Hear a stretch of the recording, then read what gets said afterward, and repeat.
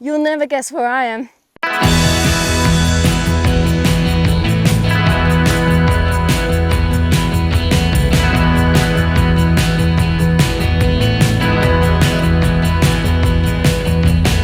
Mount Kaputar National Park is situated 50 kilometres east of Narrabri, in northern inland New South Wales.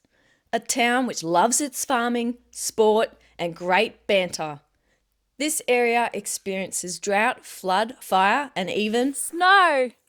Before we get cracking, buckle up for the safety alert. To ensure you have the best and safest time possible before visiting any national park, always remember to check local alerts and closures. Stock up on water. Bring snacks. Pack appropriate clothing. Look up weather conditions. And tell someone where you're going. Mum? Dad? How you going? I also highly recommend visiting Deria Aboriginal area, an important place to begin understanding the deep cultural roots of this landscape. Kaputar is a place of profound cultural significance to the Gamilaroi language nation and its many tribal groups. The main road into Kaputar is two-wheel drive accessible. The park itself has 2 campgrounds and plenty of helpful signage, including at the info bay. The volcanic history of this place is so impressive, and with 13 walking tracks to choose from, it's hard to pick which one to do first. Lucky for me, this sign has loads of info, and I couldn't work out why it was so good. I wanted to start at the explosive root of it all, Sawn Rocks, in the northern half of the park. This 750 metre walk may be short, but what lies at the end is anything but small. And then you see it. Whoa. Mount Kaputar National Park was formed by the Nandewar Shield volcano 21 to 17 million years ago, give or take a day. It erupted multiple times, pouring out its volcanic juices into the landscape. You see, back then, things were hot, all thanks to a stationary hotspot. No, not the Wi-Fi kind.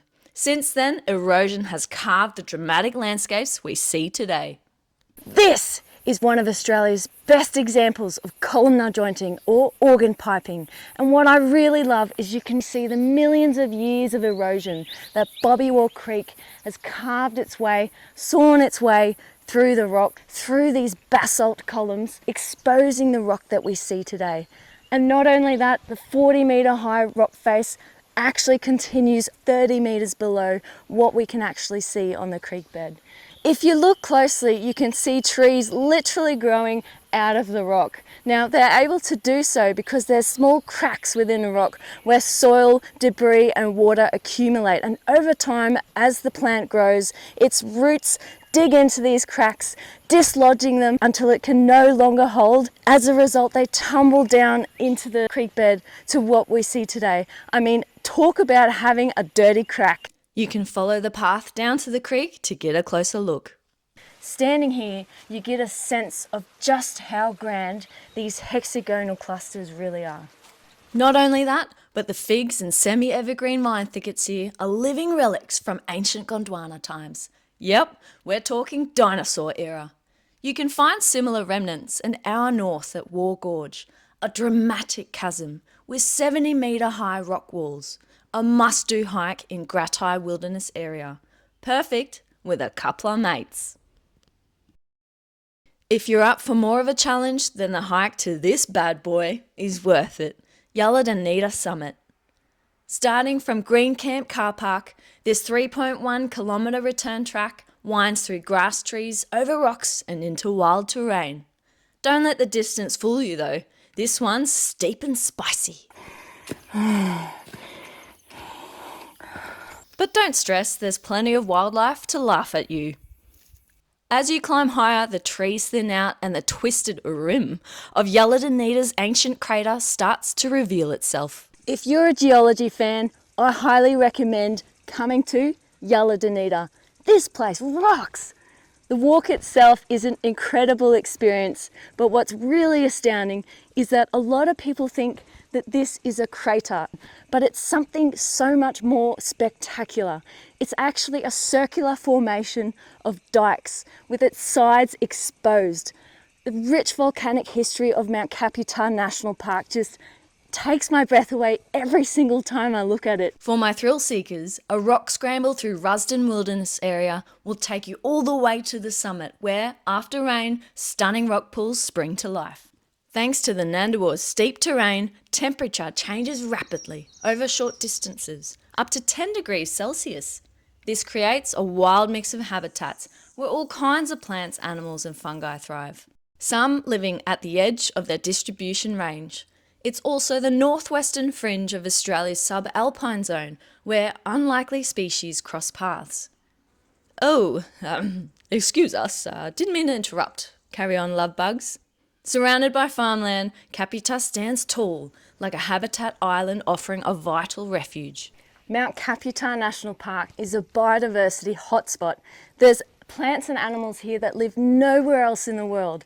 I've got my fingers and toes crossed that I get to see one of the Kaputar rock skinks, the Xyarea plants, and of course the famous Kaputar giant pink slug. Now I don't know about you, but I want to know just how big this pink slug is. As you head up to Kaputar Summit, be sure to stop in at the many stunning lookouts. One of my faves is West Kaputar Rocks. This landscape is full of rocky outcrops, each with its own story, and hidden amongst them is something truly special. This incredible plant behind me is the critically endangered Xyarea shrubbery.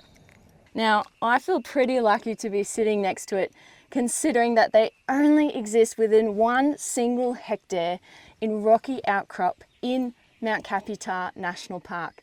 Now, I take my hat off to them. They're pretty hardy, growing and surviving in an environment like this, but they are under threat from overgrazing and trampling by feral goats.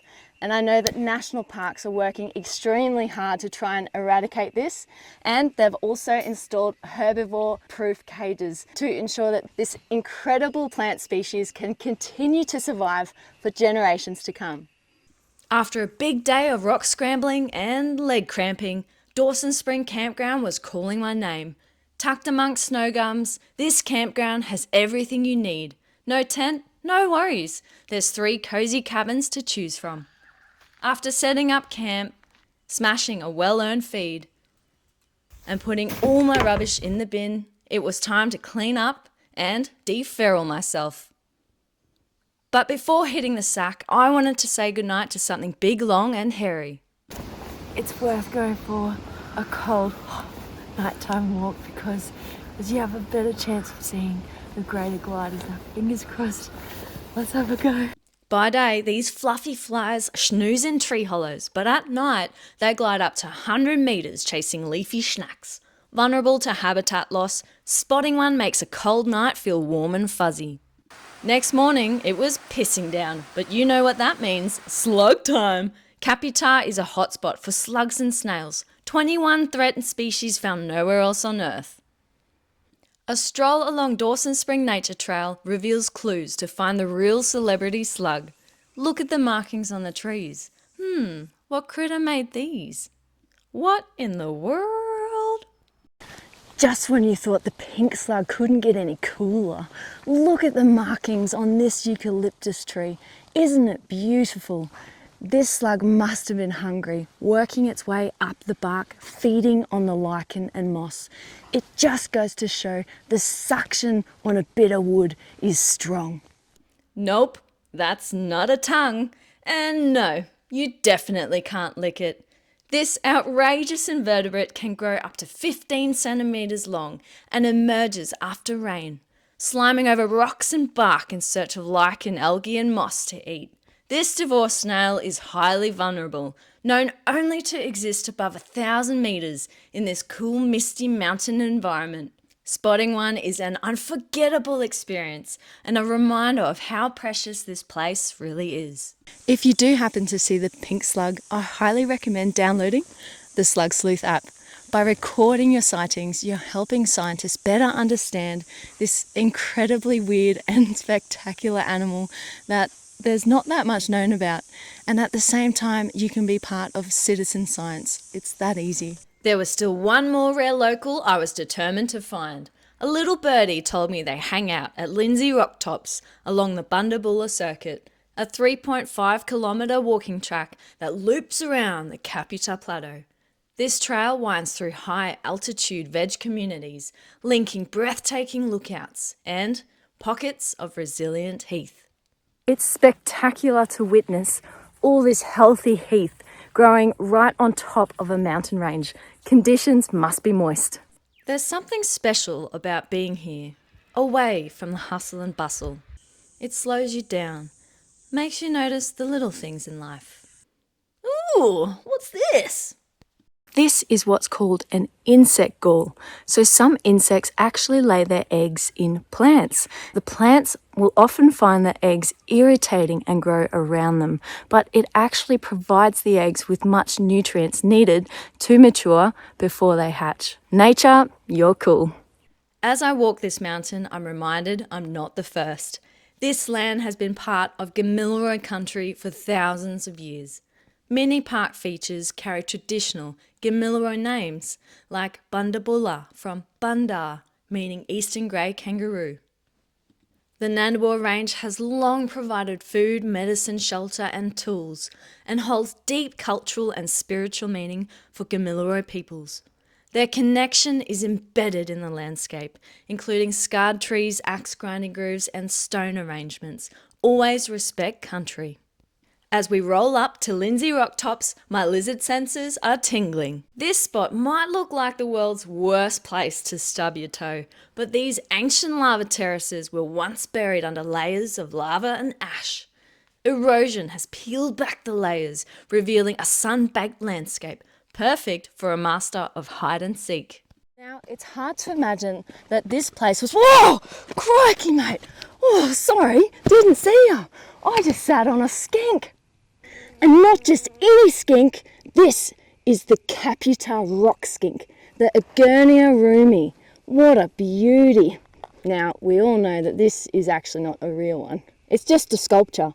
But how cool that there are 10 of them installed on Lindsay Rock Tops. It's to help visitors engage more and learn more about these endemic creatures. I don't know about you, but I wouldn't mind finding all of them. Like finding a needle in a volcanic haystack. I can't believe there's one right here. These lava-loving lizards are found nowhere else on Earth, spread out across a 40 square kilometre area of rocky summits. These guys are real estate experts. They're evolved to live deep inside rocky crevices where it stays cool in summer, warm in winter, and safe from bushfires. It's like nature's own inbuilt aircon system. But even the toughest little lizards can't outrun climate change. And we need to do all that we can to protect this critically endangered species. I feel very lucky to see a Kaputar rock skink. Now, he's a little bit shy and he's gone and hidden in his little crevice. That's why it's super important never to stack rocks, never to build rock cairns, because each rock is its own little microclimate and there's a lot of animals that depend on them being left alone. So I'm going to leave this guy alone and continue on with the hike. Woohoo! We made it to the summit, where the weather is always unpredictable. Take a moment, breathe it all in.